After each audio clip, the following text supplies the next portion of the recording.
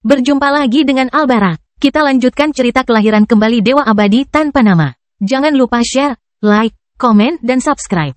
Kelahiran kembali Dewa Abadi tanpa nama bab 1371 dibuai. Dion tiba-tiba mengerti mengapa Sovereign Flame menjadi harta karun yang begitu dicari. Sementara bagi mereka yang kurang mendapat informasi, sepertinya kehadirannya telah menghilang.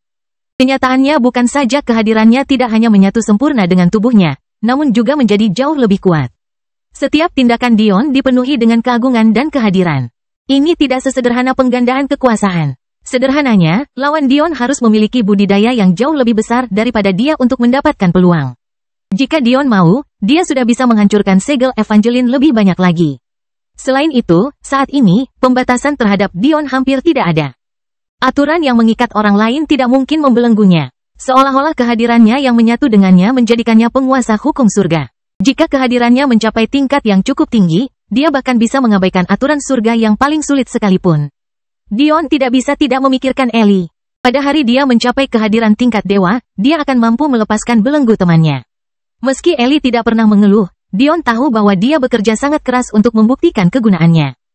Meskipun Dion tidak pernah melihat Ellie sebagai orang yang dapat dimanfaatkan, Ellie menolak untuk menjadi beban.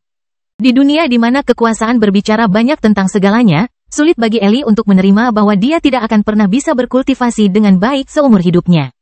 Tinju Dion mengepal. Suatu hari dia akan melepaskan belenggu Ellie. Dalam benaknya, Dion samar-samar menyadari bahwa Sovereign Flame hanya akan memiliki efek sebesar itu jika diambil sebelum memasuki alam surga. Ini karena saat memasuki alam surga, seseorang akan mengalami transformasi besar. Seolah-olah surga memberi Anda sebagian dari kekuatannya sehingga Anda dapat memonopoli suatu wilayah di wilayahnya. Namun, saat Anda mengandalkan surga untuk membantu Anda melangkah ke jalur ketuhanan, Anda telah kalah dalam perang. Bahkan jika kamu mencoba mundur, itu sudah terlambat. Surga benar-benar hanyalah rentenir yang jahat, pikir Dion dengan jijik. Melanggar batasan ini sama mustahilnya dengan seorang anak surga yang meninggalkan payung surga. Karena mereka tidak bisa melakukannya bahkan dengan bakat mereka yang luar biasa, bagaimana orang lain bisa melakukannya? Surga benar-benar membuat Dion kesal kali ini. Tanpa topeng Lightning Willow, kematiannya pasti sudah pasti kali ini. Dia tidak mampu menahan 81 sambaran petir 4 warna. Dion tiba-tiba menyadari bahwa manifestasi mahkotanya bersinar lebih terang. Sebelum dia bisa memikirkannya lagi, dia tiba-tiba menyadari bahwa hanya 1 meter di depannya berdiri seorang wanita cantik dengan air mata mengalir di pipi halusnya. Kamu akhirnya menyadari bahwa aku ada di sini, kata Madeline lemah. Dion merasakan kepedihan di hatinya. Dengan satu langkah, dia melintasi jarak yang memisahkan mereka dan memeluknya. Dia tidak tahu bagaimana dia bisa melupakan sesuatu yang begitu penting. Madeline terkikik ringan, melingkarkan lengan rampingnya di punggung lebar pria itu.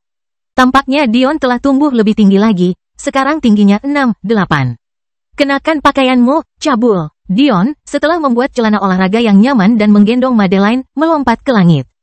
Karena dia tidak bisa mengendalikan kekuatan barunya, dia secara tidak sengaja meninggalkan kawah dengan lebar 500 meter dan kedalaman 100 meter, tapi dia tidak peduli. Dia tersenyum saat melihat bayi-bayi binatang buas itu dengan gembira melayang-layang di langit. Tapi, fokusnya ada pada sesuatu yang sama sekali berbeda. Sebelumnya, dia begitu fokus pada hal-hal seputar Tuhan Pencipta sehingga dia melupakan sesuatu yang sangat penting. Kristian ketiga adalah pemegang kunci kuadran peringkat keempat. Pengaruh yang diberikan kunci ini kepadanya sangat berharga. Dion teringat saat itu, Titus pernah menggeledah mayat mereka. Mungkinkah dia mengambil kuncinya untuk dirinya sendiri? Meskipun mengambil kunci kuadran lain adalah hal yang tabu, Titus sepertinya bukan tipe orang yang peduli dengan hal seperti itu. Seperti yang diharapkan, Dion kecewa ketika menemukan mayat 5 murid sekte gagak emas. Mereka praktis ditelanjangi. Ini bukan masalah besar. Madeline menghibur. Bahkan, fakta bahwa Titus memiliki kuncinya membuat kita semakin tertekan. Selain itu, karena Tituslah yang membunuhnya, hal itu semakin mengurangi tekanan kita. Dion menghela nafas, tapi pada akhirnya dia mengangguk. Dia lebih suka Madeline mengendalikan kuncinya. Kegunaannya dalam perang terlalu hebat. Dengan bantuannya, Dion memiliki keyakinan dalam menggunakan sekte Flaming Lily untuk mengambil alih wilayah sekte teratai api dan kelahiran kembali api sebelum sekte gagak emas dapat memberikan respons yang tepat. Tapi, tampaknya, ini tidak mungkin. Dengan jiwa Dion yang benar-benar menembus alam Dao sekarang, dia akhirnya bisa menggunakan kekuatan sebenarnya dari Dao of Arai Alchemy. Tingkat formasi di dalamnya tidak seperti apapun yang pernah dilihat kuadran menara ini sebelumnya. Satu-satunya bagian yang disayangkan adalah Ki jiwa Dion telah secara paksa diangkat ke alam planet Ki. Dia tidak memiliki pemahaman yang menyertainya. Namun, dengan bakat jiwanya, dia yakin hanya dalam setengah dekade dia akan mahir seperti penguasa planet tingkat 1 manapun. Lelang akan menjadi tempat yang bagus untuk mengumpulkan bahan-bahan yang aku perlukan untuk meletakkan formasi berskala besar ini. Jika apa yang aku miliki tidak cukup, itu adalah... Dion mengambil langkah maju, meluncur menuju pintu kastil fase ketiga yang terbuka sebelum dia tiba-tiba membeku. 5 cincin spasial itu, sambil berpikir, Dion menyebabkan 5 cincin spasial yang dilemparkan Titus padanya muncul. Mereka dengan lembut jatuh ke tangan Madeline yang kebetulan masih berada dalam pelukannya. Pada saat berikutnya, kunci emas yang sangat rumit muncul di hadapan mereka berdua.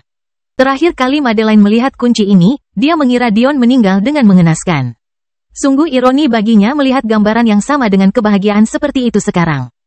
Meskipun dia telah mengatakan bahwa semuanya akan baik-baik saja sebelumnya, melihat kunci ini di sini sebenarnya sangat melegakan.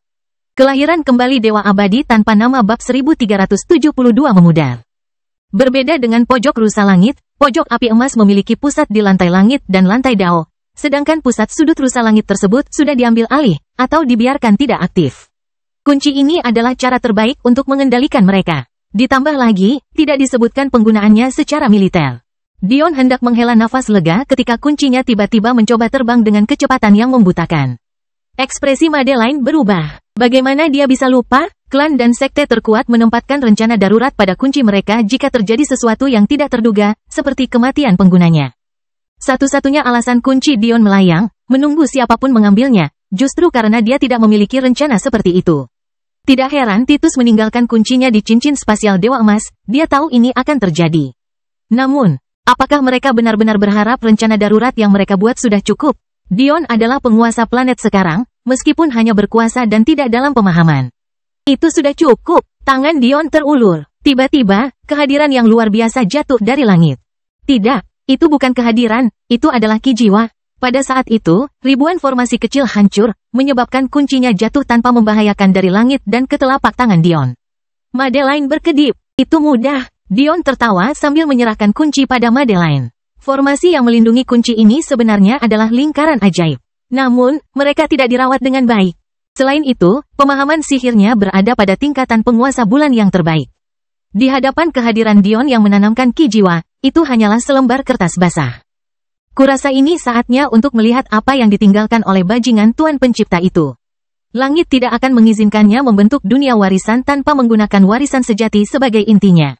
Ditambah lagi, meskipun Dion tidak mengatakannya, dia tahu bahwa harta karun Orkus yang paling berharga, yang dia tidak sanggup melihatnya diambil, ada di kastil fase ketiga ini.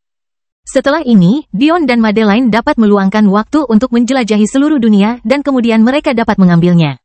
Dengan cara ini, Kekaisaran Dion akan memiliki 3 dunia mistik selama dia dapat menemukan cara untuk menstabilkan dunia ini agar tidak memudar.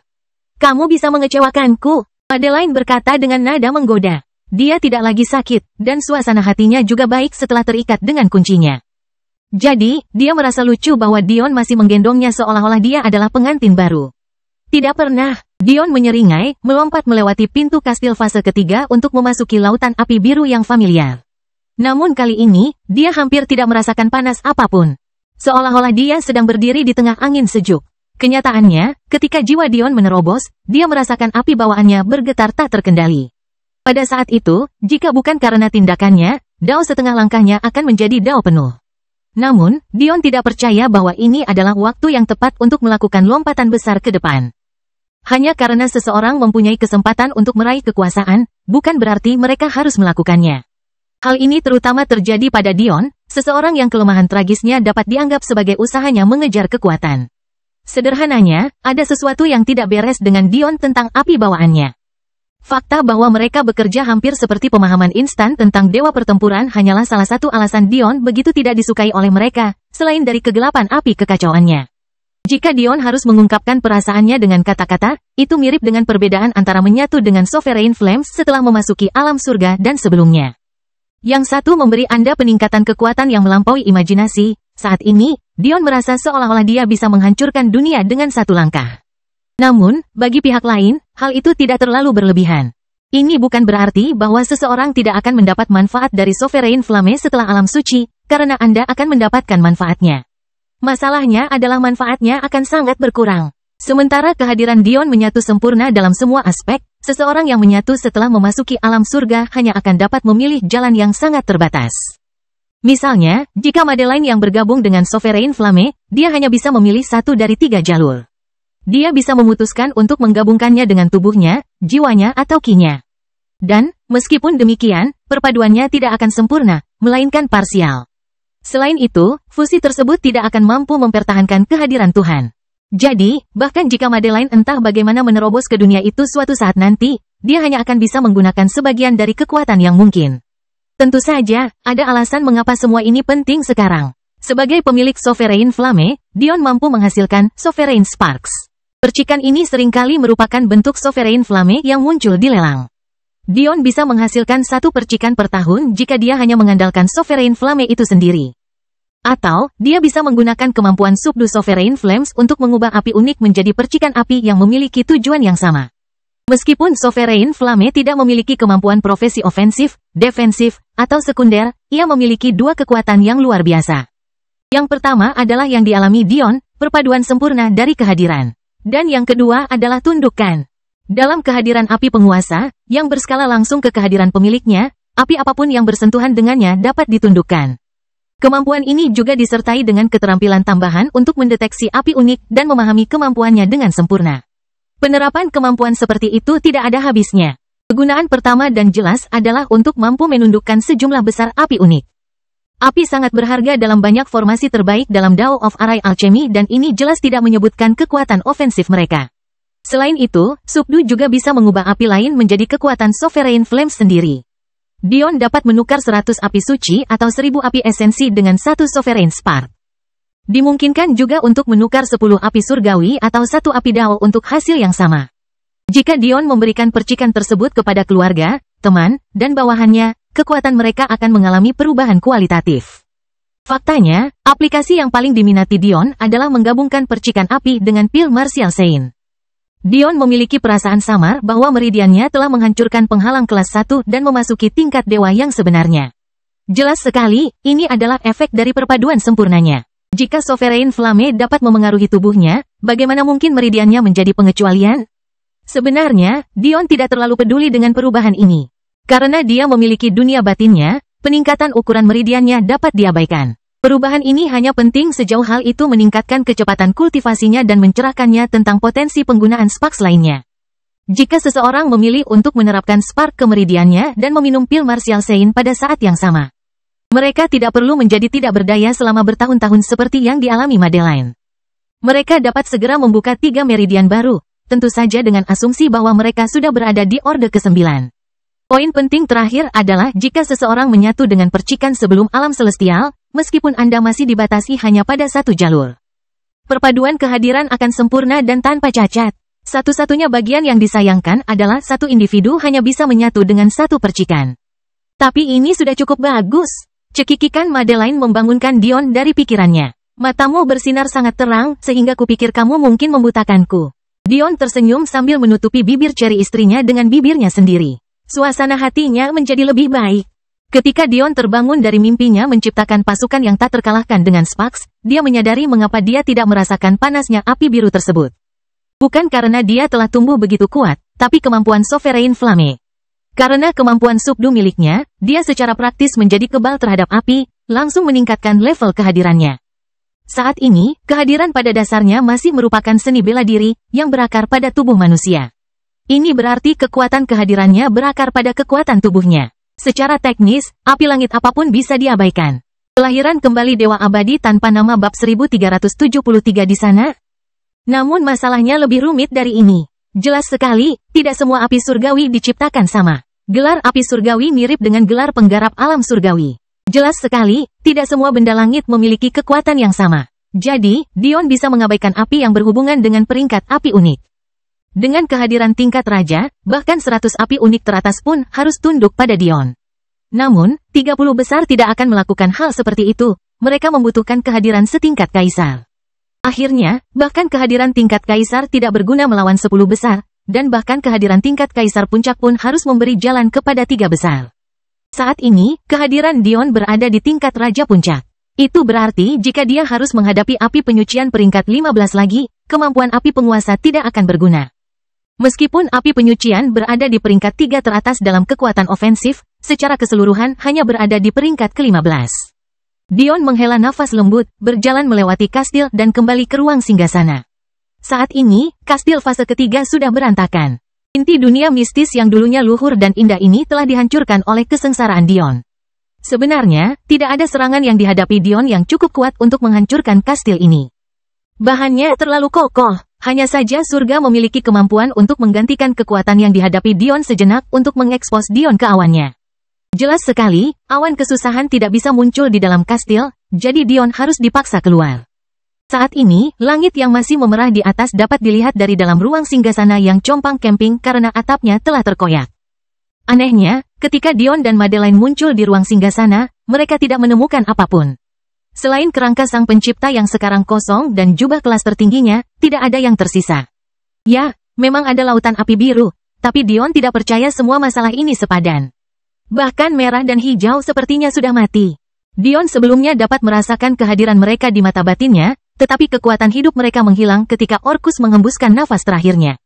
Tentu saja, hal ini lebih bisa dimengerti sekarang. Setelah mengetahui bahwa Orcus memiliki tubuh dewa kematian, Dion memahami bahwa para penjaga sebenarnya hanyalah boneka mayatnya. Sekarang masuk akal mengapa mereka memanggilnya Tuan Pencipta. Adapun mengapa mereka memiliki perasaan, ada dua kemungkinan penjelasan. Yang pertama adalah Orcus membayar harga untuk mempertahankan pikiran mereka setelah kematian mereka. Inilah yang dia rencanakan untuk dilakukan pada Dion. Yang kedua adalah dia memurnikan mayat mereka sedemikian rupa sehingga mereka melahirkan roh mayat. Konsep ini mirip dengan item spirit. Mayat yang melahirkan rohnya sendiri jauh lebih gesit dan cerdas dalam pertempuran, apalagi jauh lebih kuat. Namun, butuh banyak upaya untuk memurnikan mayat hingga tingkat ini. Perbedaan antara kedua metode ini terlihat jelas. Yang satu membayar harga yang mahal di muka, sedangkan yang kedua membayar harga ini di bagian belakang. Kedua jalur tersebut memiliki kelebihan dan kekurangan masing-masing. Ini tidak benar, kata Dion sambil mengerutkan kening. Saya yakin dunia mistis ini sebenarnya adalah dunia warisan, jadi mana warisannya? Madeline terbang dari pelukan Dion, membuatnya sedikit lengah, tetapi ketika dia melihat tujuannya, dia tiba-tiba mengerti. Sambil menggenggam mahkota yang terlepas dari tengkorak Orcus yang menghitam, Madeline mengarahkan akal sehatnya ke arah mahkota itu sebelum menggelengkan kepalanya dengan linglung. Ada lusinan permata di mahkota ini dan masing-masing permata sebenarnya adalah ruang tersembunyi yang luas, berisi sumber daya yang tak terhitung jumlahnya. Madeline tersenyum, melayang kembali ke pelukan Dion. Lihatlah, ketika kesadaran Dion memasuki salah satu permata, dia tiba-tiba mengerti mengapa Orcus tampaknya tidak peduli dengan sumber daya di tanah. Dia sebenarnya telah mengumpulkannya selama bertahun-tahun. Sebelumnya, jumlah batu abadi dan takbir ruang yang dikumpulkan Dion hanya cukup untuk menutupi tata surya. Area ini juga cukup luas, terlalu kecil untuk kebutuhan Dion. Namun, jumlah akumulasi di sini cukup untuk 5 alam semesta. Itu mirip dengan perbedaan antara langit dan bumi. Dion yakin seharusnya ada lebih banyak lagi. Namun, untuk beberapa alasan yang Dion tidak sadari, Orcus menggunakan sebagian besar darinya. Atau seberapa besar sumber daya yang bernilai triliunan tahun? Dion menduga hal ini terkait dengan fakta bahwa ini bukanlah dunia warisan yang sebenarnya, melainkan semacam bibrida. Inilah yang memberi Orcus kebebasan yang begitu besar. Surga kemungkinan besar membantu sebagian, tapi Orcus perlu menebus sisanya. Meski begitu, Dion tetap puas. Jumlah ini cukup untuk bertahan selama beberapa dekade sampai dia siap menuai hasil dari rencananya. Saat Dion terus mencari, dia tersenyum melihat apa yang dia temukan, namun dia tidak terlalu senang. Tak satu pun dari hal-hal ini yang dapat dianggap sebagai warisan Orcus. Kecuali, mata Dion tiba-tiba tertuju pada singgasana hitam yang tak tersentuh. Bahkan dengan semua keributan di sekitarnya, dia sama sekali tidak terluka. Apakah semuanya tidak ada di sana? Madeline bertanya, agak bingung. Si hanya melihat sekilas, tapi bahkan dia kewalahan dengan apa yang dilihatnya. Selain batu yang tak lekang oleh waktu dan tak ada ruang, ada Munjades yang Dion belum dapat temukan, yang masuk akal mengingat Orcus mengambil jalur yin, belum lagi bahan konstruksi tubuh yang cukup untuk membuat 20 klon dirinya. Bagian terbaiknya adalah dalam kebosanan Orcus, dia telah membuat wadah yang dibutuhkan, yang berarti Dion tidak membuang waktu lagi untuk meningkatkan penguasaan vena rahasianya. Dia bisa memberikan tuannya, roh gelar, dan tubuh klonnya sekarang. Mengetahui bahwa ini adalah tujuan utama Dion, Madeline merasa aneh bahwa dia mencari lebih banyak lagi. Bukannya saya tidak berterima kasih, kata Dion bercanda, hanya saja tidak ada ajaran inti Orcus yang ada di mahkota ini. Dari apa yang saya pahami, tidak mungkin Orcus meninggalkan manual itu pada Sekte Gagak Emas. Madeline mengangguk setuju. Selama ini Orcus hanya memanfaatkan keturunannya. Untuk tujuannya, mereka terlalu lemah, mengapa dia peduli pada mereka? Jika dia meninggalkan ajaran inti pada mereka, mereka pasti sudah dicuri oleh klan yang lebih kuat sekarang. Kelahiran kembali Dewa Abadi tanpa nama bab 1374 Tengkorak. Selain itu, garis keturunan Golden Crow sudah terlalu encer. Fakta bahwa mereka bahkan mempertahankan sedikit kemiripan hingga saat ini adalah bukti betapa kuatnya garis keturunan itu dulu. Itu mirip dengan bagaimana binatang surgawi masih bisa bertahan sampai sekarang, kecuali fakta bahwa binatang surgawi bahkan lebih kuno daripada burung gagak emas. Dion berjalan menuju singgasana, melihat dari mahkota ke singgasana dan kembali lagi. Dia tiba-tiba merasa seperti dia memahami sesuatu. Sungguh orang yang berhati-hati. Bahkan dengan semua rencananya yang telah disusun sebelumnya, dia punya satu rencana darurat lagi. Jika itu adalah aku sebelumnya, aku pasti tidak akan menyadarinya. Tidak heran dia tidak mengambil risiko mengizinkan ahli Dao meskipun faktanya menggunakan mereka akan secara drastis mengurangi waktu yang dia perlukan. Segera setelah itu, Dion menjelaskan situasinya kepada Madeline. Di dalam tahta, ada permata terakhir yang terhubung dengan mahkota Orcus. Masalahnya adalah permata ini memiliki ruang dalam yang diatur untuk menghancurkan dirinya sendiri. Orcus dengan jelas memutuskan bahwa jika dia gagal, dia tidak ingin ada orang yang mengambil keuntungan dari hartanya. Jika itu adalah individu normal, Dion akan mencemooh upaya tersebut. Masalahnya adalah Orcus adalah Star-Lord dalam hidupnya. Apa yang dimiliki planet Ki Dion yang baru terbentuk di hadapan bintang Ki? Jika dia mencoba, kemungkinan mata batinnya akan hancur. Untungnya, tidak semua harapan hilang. Kesalahan yang sama yang menyebabkan nyawa Orcus adalah kesalahan yang sama yang akan memaksa hartanya tidak punya pilihan selain mendarat di tangan Dion. Semuanya bermuara pada sifat jiwanya. Karena kehati-hatiannya, satu-satunya formasi di dunia mistis ini yang Orcus tidak pernah abaikan untuk menjaganya adalah formasi yang tersembunyi di dalam singgasananya. Masalahnya adalah ketika sifat jiwanya menguat, karakteristik kematian dari susunan yang ia gambar pun ikut menguat. Ada hal lain yang menguntungkan Dion.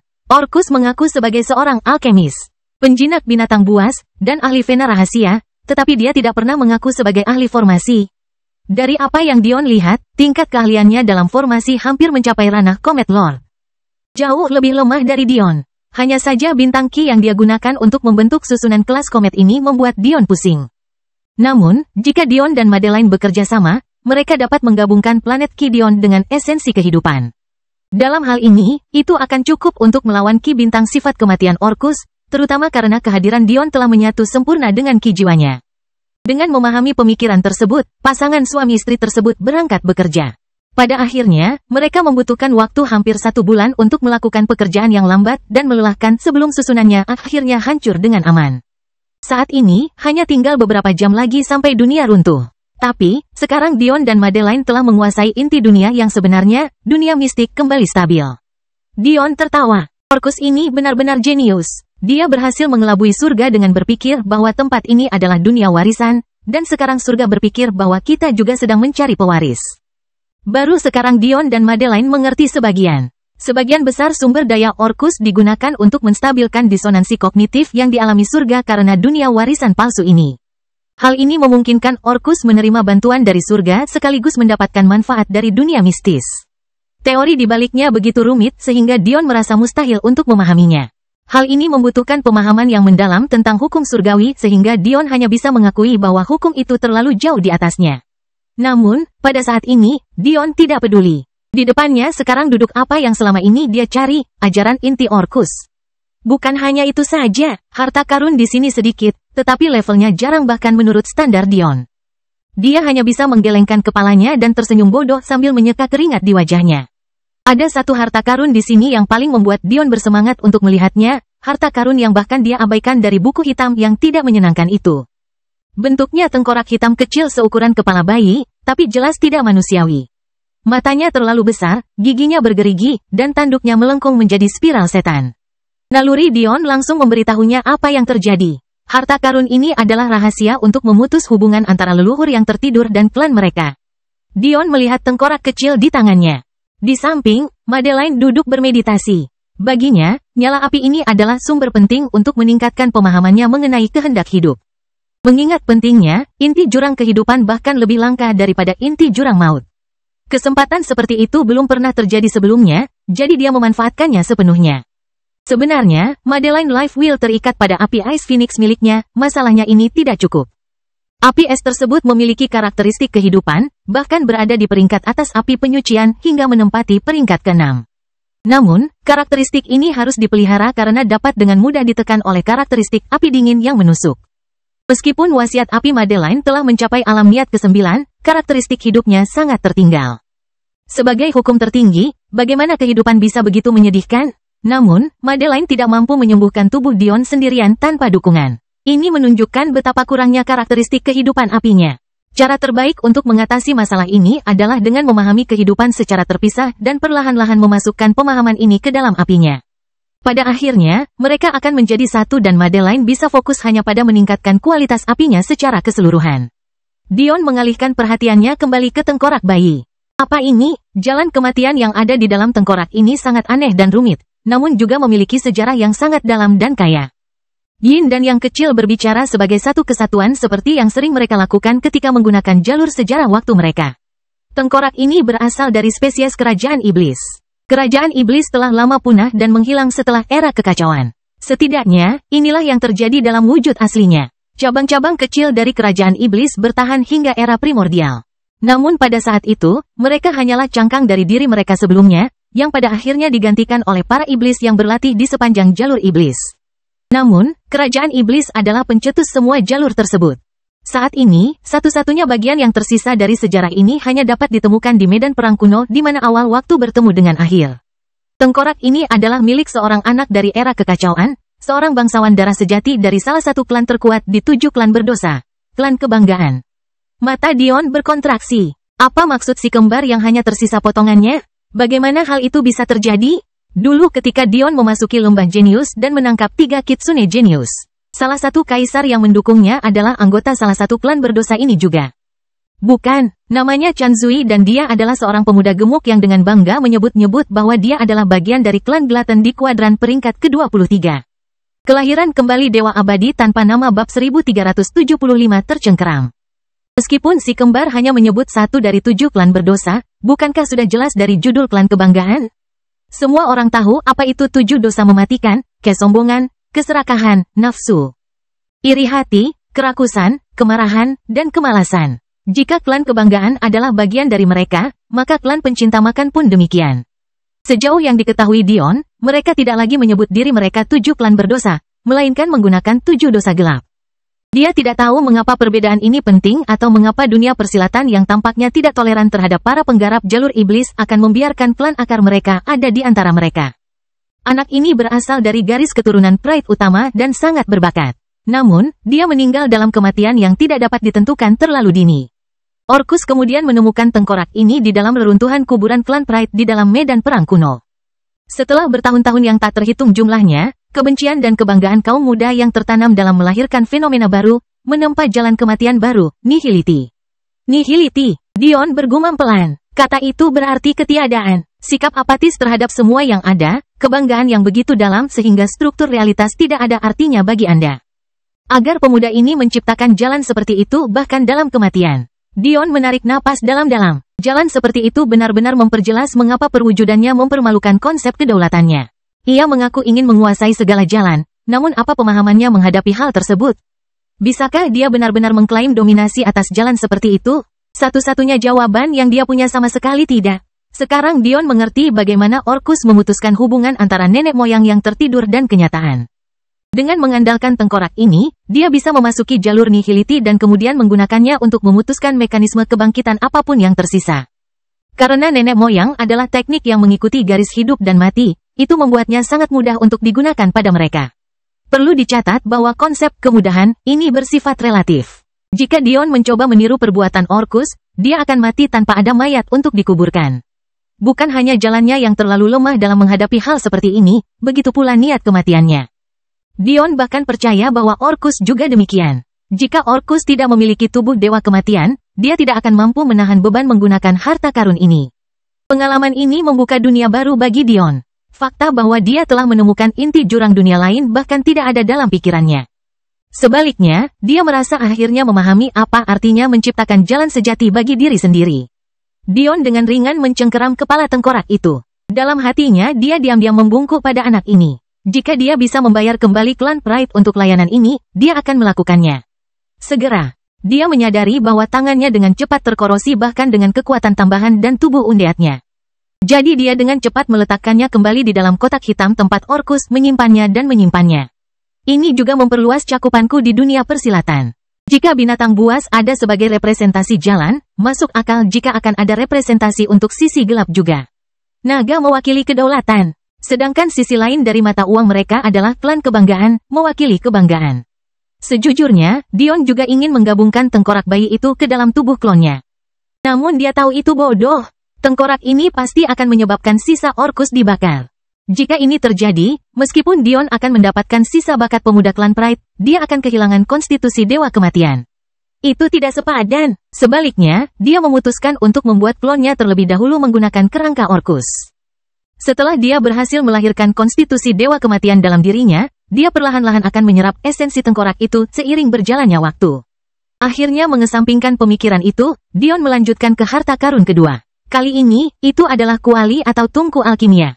Masuk akal jika seseorang seperti Orcus memiliki ini dalam harta berharganya. Pertanyaannya adalah, ada apa dengan tungku ini yang sejauh ini dan di atas tungku lainnya yang pernah ditemukan Dion di dunia mistis ini? Kuali itu tingginya hampir 5 meter dan bahkan lebih lebar lagi. Warnanya sangat hitam, tetapi ada lingkaran emas gelap menutupi tubuhnya. Dion yakin itu memiliki semacam mekanisme penyusutan, tapi dia belum memperbaikinya, jadi dia tidak bisa menggunakan kemampuan ini. Biasanya, harta karun jalur jiwa seperti ini akan jatuh ke tangan mereka sendiri untuk menerima Dion sebagai tuan mereka. Tetapi tampaknya tanda keberadaan yang lebih tinggi adalah sesuatu yang bahkan Dion tidak bisa abaikan. Dia merasakan keintiman dengan kuali itu, tetapi kuali itu tetap ingin dia berusaha karena kejayaannya di masa lalu. Dion tersenyum ringan, tangannya terulur ke depan. Dengan satu sentuhan, kuali itu bergetar gembira. Sangat menyenangkan bahwa Dion tidak meremehkan harga dirinya dan malah memutuskan untuk mundur meskipun memiliki bakat. Ini adalah master yang berharga. Harus dikatakan bahwa ini adalah kuali yang telah melahirkan pil tingkat bintang, bagaimana mungkin ia tidak memiliki kebanggaan seperti itu? Faktanya, ia hampir saja melahirkan item spiritnya sendiri. Setelah itu terjadi, itu akan menyeberang ke alam kelas tertinggi 10 dan menjadi harta karun semu dari 33 surga. Sampai sekarang, ia terjebak di tanggal 9. Kuali itu berputar, mendarat di tangan Dion seperti kupu-kupu yang beterbangan. Praktis tidak berbobot, alis Dion terangkat. Kuali ini sebenarnya adalah senjata utama Orcus. Saat Dion melihat kemampuan kuali, dia mulai memahami mengapa Orcus memperlakukan yang lain sebagai jaminan. Tetapi tidak sanggup berpisah dengan yang satu ini, bahkan sampai menyembunyikannya di dalam singgasananya. Tungku alkimia normal mungkin meningkatkan tingkat keberhasilan, secara otomatis menggantikan kebutuhan beberapa bahan sub utama yang tidak penting, atau menambah kekuatan jiwa seseorang. Tapi, Dion menganggap semua kemampuan ini tidak berguna baginya. Atau, setidaknya mereka tidak menjamin dia menyeret mereka kemana-mana. Kelahiran kembali Dewa Abadi tanpa nama bab 1376 itu benar. Namun, tungku ini berbeda sampai-sampai mata Dion berbinar, jantungnya melonjak dengan sedikit kegembiraan dan senyuman muncul di wajahnya. Sebenarnya, ini bukan hanya tungku alkimia. Itu bisa digunakan seperti itu, tapi itu juga merupakan meja kerja utama senjata yang sangat bagus. Persona pencuri istri bertopeng Dion selalu membawa apa yang disebut meja kerja ini di punggungnya. Sudah diketahui umum bahwa para pandai besi memperlakukan meja kerja mereka lebih baik daripada istri mereka. Keintiman yang dimiliki seseorang dengan meja kerja bahkan lebih dalam daripada saudara angkat. Tetap saja, ini hanyalah salah satu kemampuan. Faktanya, itu adalah kemampuan yang diabaikan Orcus karena kemampuan menempa senjatanya sama buruknya dengan kemampuan pembentukan susunannya. Ini berarti ada alasan lain mengapa Orcus tergila-gila dengan harta karun ini. Pertama, ia dapat mencapai banyak hal yang dapat dicapai oleh tungku alkimia yang lebih rendah pada tingkat yang jauh lebih tinggi. Saat menggunakan tungku ini, seseorang diperbolehkan mengganti tanaman dewasa dengan versi yang belum menghasilkan meskipun tanaman tersebut adalah bahan utamanya. Misalnya, ketika Dion meramu pil nadi, dia dibatasi oleh nadinya. Namun, dengan tungku alkimia ini, meramu pil pulsa dengan 6 buah pulsa emas akan seperti meramu pil pulsa dengan 7 buah pulsa emas dengan tungku biasa. Meskipun hanya bisa melakukan ini untuk bahan-bahan kelas komet dan bulan. Ini sudah lebih dari cukup. Jika ia melahirkan item spiritnya, ia akan mampu melakukan ini untuk bahan-bahan kelas planet juga. Selain kemampuan ini, Tungku memiliki susunan waktu yang secara drastis dapat mengurangi waktu yang dibutuhkan untuk membuat pil. Selain itu, ia juga telah mengumpulkan esensi obat dalam jumlah yang tidak dapat dipahami. Memungkinkannya menghasilkan 90% pil murni bahkan di tangan alkemis terlemah, dengan asumsi pil ini berada pada level komet atau lebih rendah. Dan, itu bahkan bisa memberikan stamina Star-Lord 50% lebih banyak dari biasanya. Namun, tidak ada satupun hal yang membuat jantung Dion berdebar kencang. Sebaliknya, yang mendidihkan darahnya adalah kenyataan bahwa ada formasi tingkat bintang yang tersembunyi jauh di dalam tungku. Begitu dalam sehingga bahkan Orcus baru menemukannya setelah ribuan tahun menggunakan tungku ini. Arai ini memiliki kemampuan untuk mencatat kemampuan pemiliknya. Selama Anda menyediakan batu dao yang cukup untuk tungku. Tungku tersebut dapat dengan sempurna mereplikasi rekaman ini dan membuat pil hingga tingkat puncak pemiliknya. Benar sekali, Dion tidak menginginkan kuali ini karena semua kemampuannya yang tersembunyi, melainkan hanya untuk yang ini saja. Dion memiliki terlalu banyak hal untuk ditangani sekaligus dan dia menolak menggunakan sumber daya untuk membuat klon hanya untuk membuat pil 24/7. Awalnya, rencananya adalah untuk melatih para jenius dengan jiwa bawaan tahap bunga bawah dan menjadikan mereka sebagai tulang punggung, namun kenyataannya, itu pun hanya sementara. Lagi pula, hanya ada 10.000 orang, dan mereka juga menderita trauma yang sangat mengerikan. Dion merasa tidak enak mengandalkan mereka untuk hal seperti itu. Namun, kuali ini mengubah segalanya. Jika Dion meninggalkannya di Solren Quadrant, itu akan sama dengan jika dia tidak pernah pergi sama sekali. Yang harus dia lakukan hanyalah meninggalkan instruksi pada kuali tentang pil apa yang harus dibuat, berapa banyak yang harus dibuat, dan pada frekuensi berapa. Dan pertunjukan akan berjalan dengan sendirinya. Dion hampir merasa sayang menggunakan kuali seperti ini. Lagi pula, kemampuannya dalam pertempuran bahkan lebih ganas daripada penggunaannya dalam alkimia dan pandai besi senjata, tapi Dion harus menjaga prioritasnya tetap sejalan. Kecakapan tempurnya sendiri hanya berguna seperti kecakapan tempur orang-orang di bawahnya. Bahkan jika dia datang sebagai eksistensi tinggi yang tak terkalahkan, tidak ada artinya jika dia harus menghadapi triliunan musuh sendirian. Dia memiliki batasannya dan dia mengetahuinya dengan baik. Aku minta maaf, anak kecil. Dion mengelus kuali. Dia bisa merasakan kekecewaannya, tapi dia tidak punya pilihan. Suatu hari nanti, aku akan membawamu ke medan perang sehingga kamu bisa melampiaskan rasa frustrasimu. Aku janji.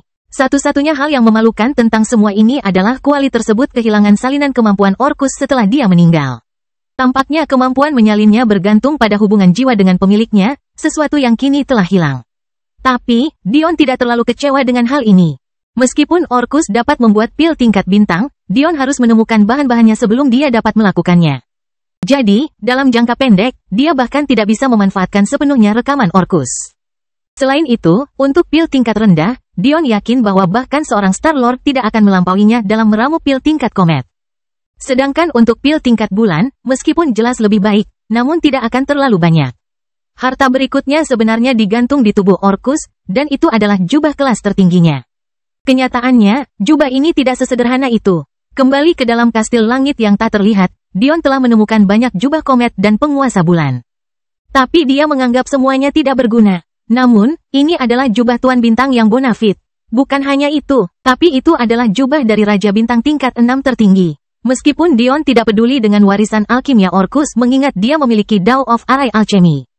Yang dia pedulikan adalah kegunaan lain dari jubah tersebut. Harus dikatakan bahwa mendapatkan jubah Raja Bintang tanpa terlebih dahulu menjadi jubah itu hampir mustahil. Ini karena pembuatannya membutuhkan ki bintang dan seringkali ia akan hancur sendiri setelah kematian pemiliknya.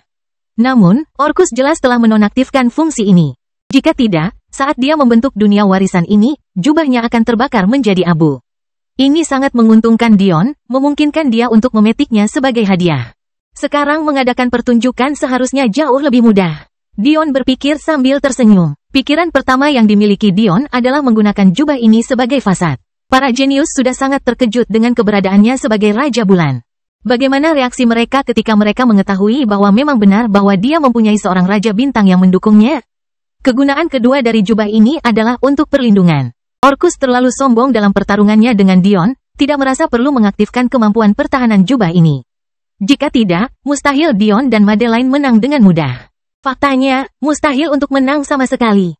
Meskipun Star-Lord Cloak menolak untuk mengakui Dion sebagai tuannya, sehingga membuatnya tidak dapat memahami sejauh mana kemampuannya. Dion masih memiliki si kembar hamster. Selain dari kemampuan pasif yang memblokir 10% kekuatan lawan, saat ini, jubah tersebut memiliki cukup bintang Qi untuk memblokir serangan bertenaga penuh dari ahli Dao Tengah sebanyak 3 kali. Kemampuan ini dapat diisi ulang dengan memberi makan batu jiwa kelas bintang jubah. Kemampuan keduanya adalah memulihkan stamina jiwa. Itu bisa menyehatkan jiwa dan memberikan kekuatan jiwa 2 kali lipat dari biasanya. Kemampuan ketiganya adalah kecepatan. Ini tidak menunjukkan kecepatan pergerakan, melainkan kecepatan dalam membentuk formasi. Kecepatan Dion yang sudah cepat dapat ditingkatkan 20% lebih. Kemampuan terakhir jubah itu adalah melarikan diri. Ini hanya dapat digunakan sekali tanpa pengisian ulang. Itu bisa memindahkan pemakainya ke seluruh alam semesta terlepas dari batasan spasial. Namun, untuk mengisi kembali kemampuan ini membutuhkan batu jiwa tingkat bintang dalam jumlah yang tidak sedap dipandang. Untungnya, itu sudah terisi dan bahkan jika belum, Orcus telah meninggalkan segunung batu jiwa tersebut. Bagian terbaik dari kemampuan melarikan diri ini adalah rekannya dapat diambil selama penggunanya memikirkannya. Mungkin satu-satunya kelemahannya adalah kemampuan untuk mengaktifkan 10 detik. Yang berarti seseorang harus bertahan dari bahaya apapun yang mereka hadapi selama jangka waktu tersebut terlebih dahulu. Akhirnya, Dion meletakkan jubahnya dan menuju harta karun berikutnya. Ketika Dion memegang medali merah samar di telapak tangannya, dia tidak langsung percaya bahwa itu adalah harta karun yang inovatif. Tapi, ketika makhluk itu segera mengikat dirinya dan dia melihat kemampuannya, seringai lebar terlihat di wajahnya. Kelahiran kembali Dewa Abadi tanpa nama bab 1377 tidak sedap dipandang. Dion sedikit gemetar sambil memegang medali merah emas. Dia tahu tidak ada hal yang umum dalam warisan inti Orcus, tetapi ketika dia pertama kali melihat medali ini, dia merasa skeptis. Dia tidak bisa melihat sesuatu yang istimewa tentang hal itu. Tapi, ketika dia mengirimkan indranya ke dalam, dia segera mengerti apa itu. Medali ini adalah mending kor. Mending cores sudah lama punah. Ini bukan karena mereka adalah suatu bentuk kehidupan, melainkan karena manusia dengan keterampilan yang diperlukan untuk membentuk mereka berhenti muncul. Dari keempat era modern jelas merupakan era yang paling lemah dan paling sedikit informasinya. Ketika rasio chaos meningkat, sisa-sisa sejarah dan pencapaian masa lalu terhapus. Mungkin satu-satunya sisa yang tersisa dari masa lalu ada di medan perang kuno. Rahasia mending cores dikerjakan secara mendalam di dalam Dao of Arai Alchemy. Sayangnya, persyaratan minimum yang diperlukan untuk menempanya adalah alam Star-Lord, sesuatu yang sangat jauh dari Dion saat ini. Tujuan dari mending cores tersembunyi di dalam namanya. Mereka diciptakan untuk merekonstruksi, memperbaiki, dan membangun. Namun, keajaiban sebenarnya dari perangkat ini adalah mereka tidak memerlukan pemrograman lebih lanjut. Apapun tugasnya, mending core akan dapat segera menganalisis situasi dan setelah diberi energi yang cukup, dapat melanjutkan untuk memperbaiki apa yang rusak hingga mencapai kondisi puncaknya. Mending cores juga tidak dibatasi. Faktanya, mereka hampir tidak memiliki batasan sama sekali karena bahkan yang terendah pun diklasifikasikan sebagai harta karun tingkat tertinggi ke-7. Setelah harta karun memasuki tingkat ke-7, harta tersebut dilambangkan sebagai harta karun bintang mulai dari tingkat pertama hingga ke-6. Harta karun bintang tingkat ke-4, ke-5 dan ke-6 disebut harta karun semu dari 33 surga. Meskipun, tentu saja, harta karun sejati dari 33 surga bahkan berada di atas peringkat ini. Seperti yang diharapkan, mending cores berkisar dari harta karun bintang 1 hingga harta karun bintang 6. Yang membedakan peringkat harta karun ini adalah tingkat kesulitan perbaikan yang dapat ditahannya dan juga jumlah energi yang dibutuhkan untuk perbaikan tertentu, yaitu efisiensi. Inti mending bintang 6 akan membutuhkan energi yang jauh lebih sedikit untuk menyelesaikan tugas yang sama dengan inti mending bintang 1. Yang saat ini ada di tangan Dion adalah inti mending bintang 4 yang perkasa. Bahkan pada puncaknya, mending core seperti itu sangat langka. Tidak heran Orcus menghargainya. Secara teori, bahkan jika itu adalah harta karun 33 surga yang rusak, mending core memiliki peluang untuk memperbaikinya jika seseorang bersedia menghabiskan sejumlah besar batu energi. Namun, Dion tidak ingin menggunakan harta karun yang luar biasa ini untuk tujuan itu. Dia ingin menggunakan inti perbaikan bintang 4 ini untuk membangun kembali sekte rusa langit.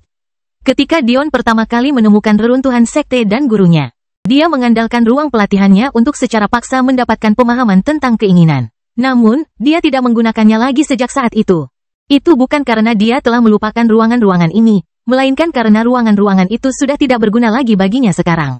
Bagaimana mungkin sekte besar seperti sekte rusa surgawi, yang bahkan ditakuti oleh klan di kuadran luar, hanya memiliki ruang pelatihan yang mampu membantu memahami kemauan saja?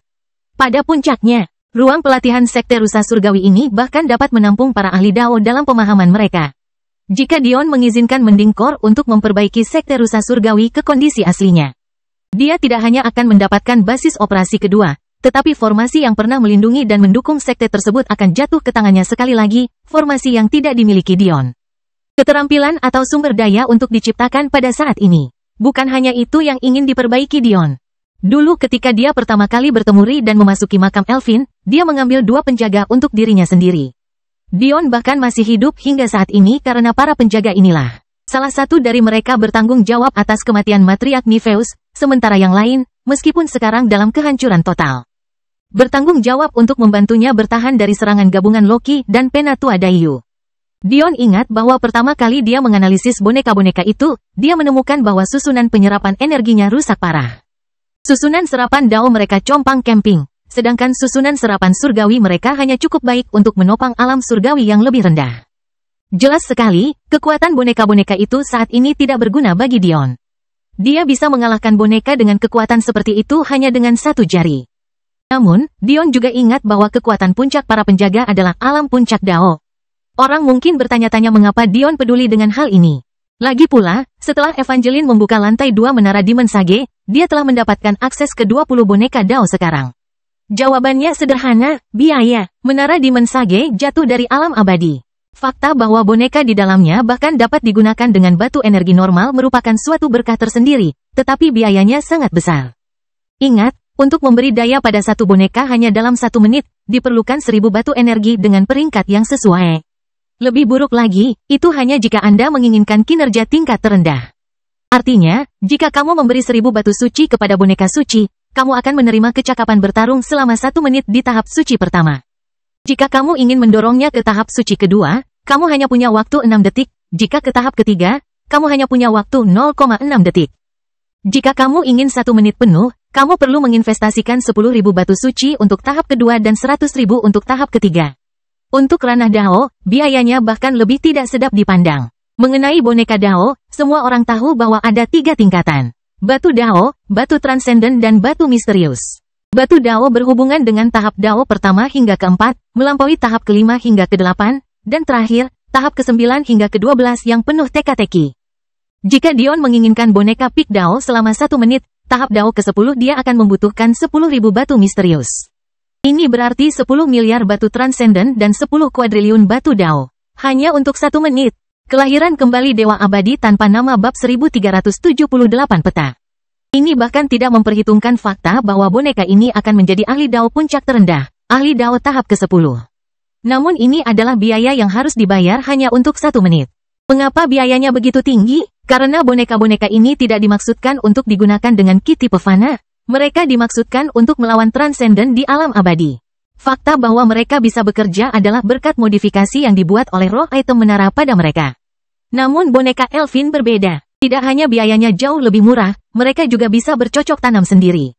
Mereka tidak membutuhkan batu energi untuk berfungsi. Satu-satunya alasan Dion terpaksa menggunakan batu tersebut sebelumnya adalah karena susunan penyerapannya rusak. Dion memperkirakan dibutuhkan beberapa ribu batu untuk memperbaiki boneka yang dia gunakan dalam pertempuran melawan Loki dan Penatua Daiyu. Ini adalah jumlah yang ada dalam mahkota Orcus, tapi dia enggan menggunakannya sebanyak itu. Untungnya, boneka yang tidak ikut serta dalam pertempuran itu berada dalam kondisi yang jauh lebih baik. Dion percaya batu Dao sederhana akan cukup untuk memperbaiki seluruhnya, atau hanya beberapa lusin batu transenden. Kabar terbaiknya adalah karena jiwa Dion telah menyeberang ke alam Dao sekarang, seharusnya tidak menjadi masalah besar untuk mengendalikan boneka-boneka ini. Dan, bahkan jika dia tidak melakukannya dan membiarkan mereka bertarung melalui perangkat mereka sendiri, mereka masih bisa menunjukkan kehebatan pertempuran seorang ahli Dao menengah. Dengan dukungan seperti itu, Dion dapat melihat jalan untuk menaklukkan Celestial Deer dan Sovereign Quadrant lebih cepat dari yang dia harapkan. Selain itu, ini akan membuatnya lebih percaya diri, aku akan gigit jari. Dion berkata dengan tegas, memiliki 2 boneka Dao puncak sangat berharga saat ini. Tanpa ragu Dion segera menghabisi kedua penjaga itu. Dulu keduanya berdiri setinggi 20 meter, masing-masing berkilauan dengan obsidian yang indah, tapi sekarang mereka adalah cangkang dari diri mereka sebelumnya. Yang satu benar-benar tidak bisa dikenali, hanya tumpukan pecahan. Satu lagi kondisinya masih cukup baik, hanya sedikit terbentur dan berdebu. Dion hendak mengizinkan Mendingkor menyelesaikan tugasnya ketika dia tiba-tiba memikirkan sesuatu dan berhenti. Setelah beberapa saat ragu, Dion menguatkan dirinya dan mengeluarkan beberapa tumpukan Moon dan Star Jade. Bulan dan bintang giok mampu memurnikan energi, mempercepat proses budidaya. Moon Jade memurnikan Yin sementara Star Jade memurnikan Yang. Jika Mendingkor memasukkan batu giok ini ke dalam tubuh para penjaga, mereka tidak hanya akan mendapatkan kerangka yang lebih kokoh. Susunan penyerapannya juga akan melonjak ke tingkat efisiensi yang tinggi. Dion tahu bahwa akan membutuhkan waktu bagi para penjaga untuk berkultivasi kembali ke alam puncak Dao, jadi dia memutuskan untuk sedikit mempercepat prosesnya.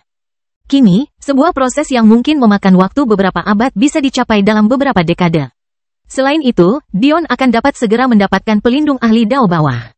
Bersama-sama, bahkan pakar Dao tengah pun harus waspada. Sebelumnya, Dion mengetahui dua kemampuan yang dimiliki Sentris.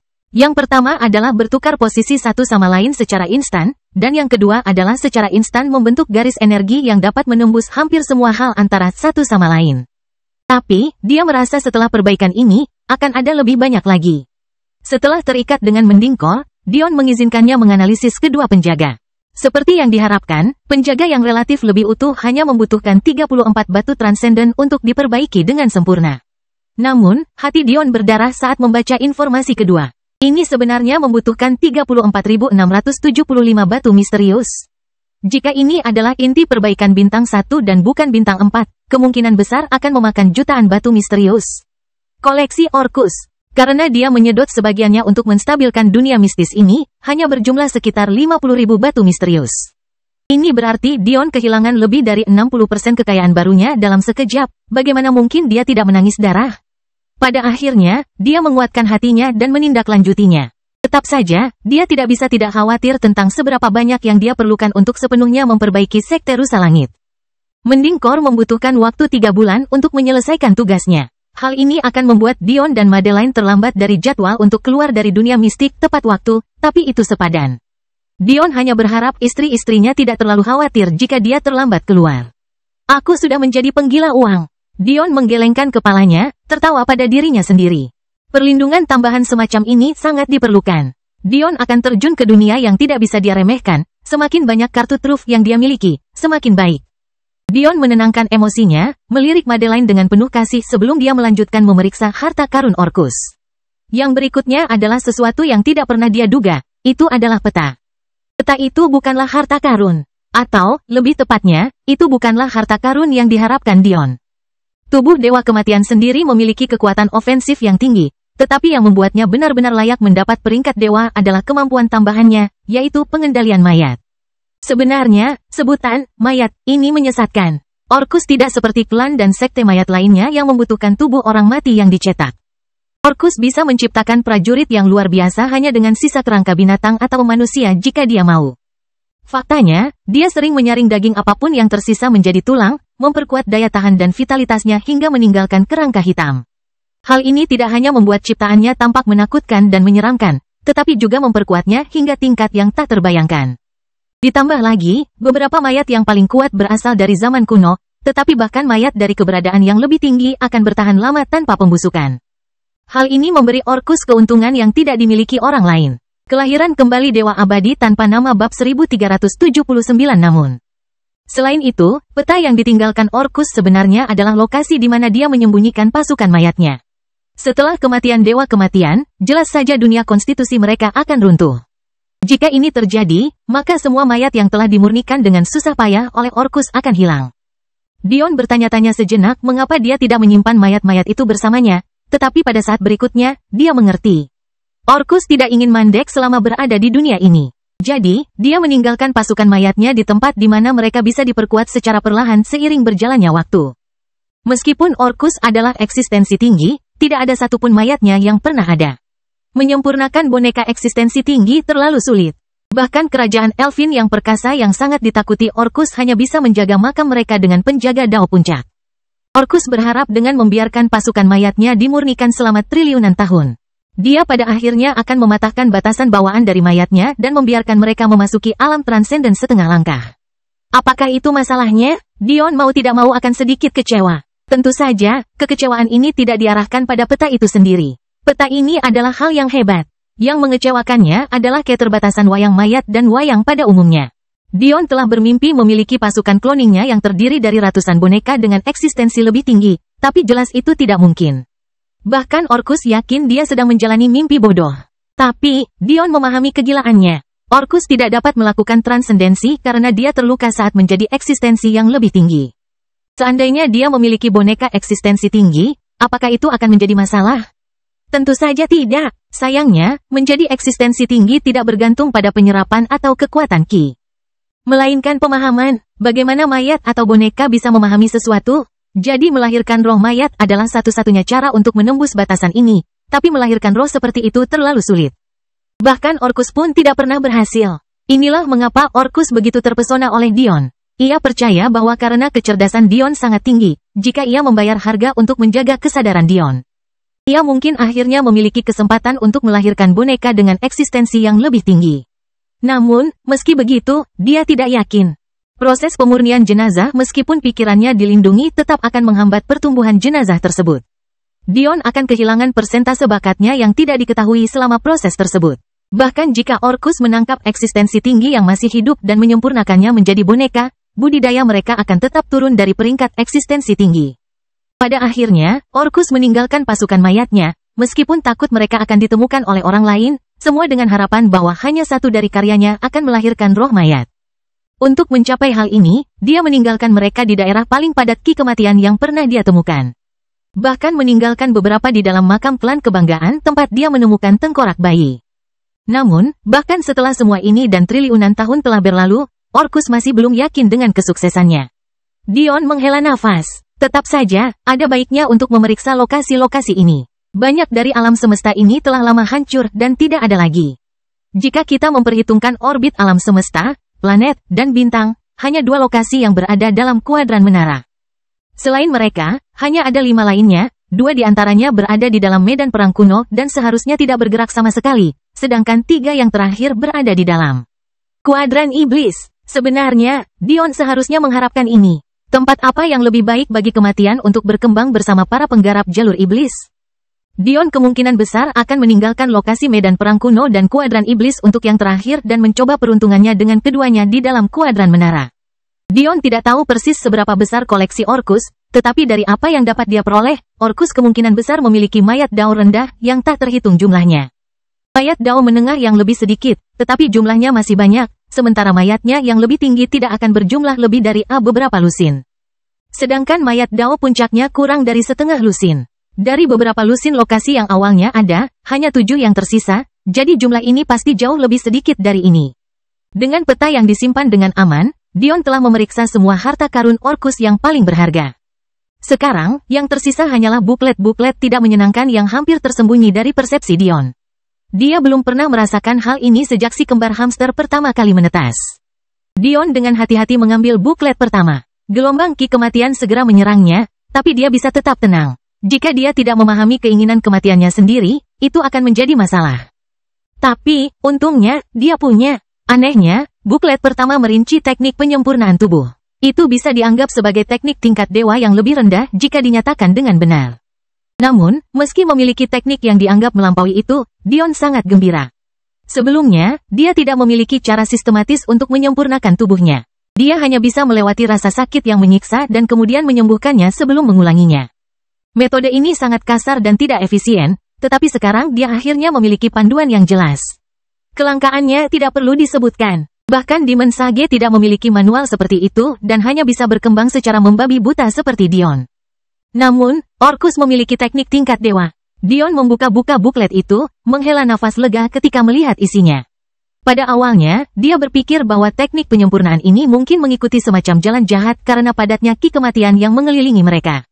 Tapi, untungnya, tidak terjadi. Tampaknya Ki kematian yang menutupi buku-buku ini hanyalah produk Orcus yang menggunakan dunia konstitusinya sebagai cincin spasial pribadinya. Sehingga sebagian besar barangnya diliputi oleh Ki kematian ini. Jadi begitulah cara kerjanya. Dion terpesona. Dia selalu bertanya-tanya bagaimana pengembangan tubuh berevolusi dari penyempurnaan tubuh. Namun tampaknya kedua jalur tersebut tidak hanya memiliki akar yang sama, namun juga tidak jauh berbeda. Kelahiran kembali Dewa Abadi tanpa nama bab 1380 menarik. Teknik penyempurnaan tubuh mengandalkan vitalitas dalam darah untuk mempercepat proses penyembuhan dan penguatan.